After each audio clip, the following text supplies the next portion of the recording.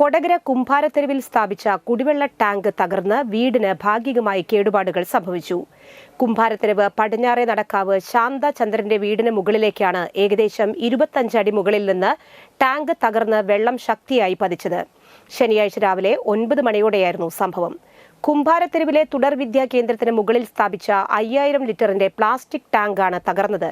Tank എത്രയും പെട്ടെന്ന് മാറ്റി സ്ഥാപിക്കാനുള്ള നടപടികൾ സ്വീകരിക്കുമെന്നും അതുവരെ പ്രദേശവാസികൾക്ക് കുടിവെള്ളം എത്തിക്കാനുള്ള നടപടി സ്വീകരിക്കുമെന്നും സ്ഥലം സന്ദർശിച്ച കൊടകര പഞ്ചായത്ത് പ്രസിഡന്റ് അമ്പിളി സോമൻ പറഞ്ഞു.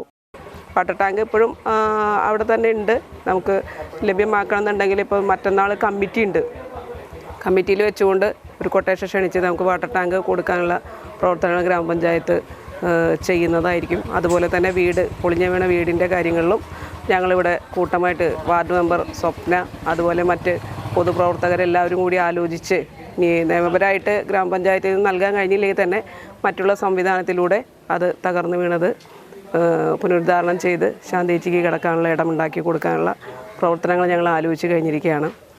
ജനപ്രതിനിധികളായ സ്വപ്ന സത്യൻ, CD സിബി തുടങ്ങിയവരും സ്ഥലം സന്ദർശിച്ചു. അകത്തുണ്ടായിരുന്നു. അപ്പോൾ ഇങ്ങനെ കുറച്ച് നേരം കഴിഞ്ഞപ്പോൾ കട്ട വീണു. ആ കട്ട വീണ് കഴിഞ്ഞിട്ട് ഞാൻ എന്തെണ്ണം വിചാരിച്ചിട്ട് വന്നപ്പോഴേക്കാണ് ഈ വെള്ളം ഇങ്ങനെ ചാടി. അപ്പോൾ എനിക്ക് പുറത്തേക്ക് കിടക്കാൻ പറ്റിയില്ല. ഞാൻ അകത്ത് കിടന്ന് കുറേ നുളൊളിച്ചിട്ട് ഈ വെള്ളത്തിൻ്റെ ചാട്ടം കൊണ്ടും ആർക്കും മനസ്സിലായില്ല. അത് കഴിഞ്ഞപ്പോഴേക്കും പെട്ടെന്ന് വെള്ളം നിന്നു. ടാങ്ക് പൊളിഞ്ഞപ്പോൾ വെള്ളം ചാടി. പിന്നെ ഞാനൊരു കണക്കിന് പുറത്തേക്ക് ഇറങ്ങി.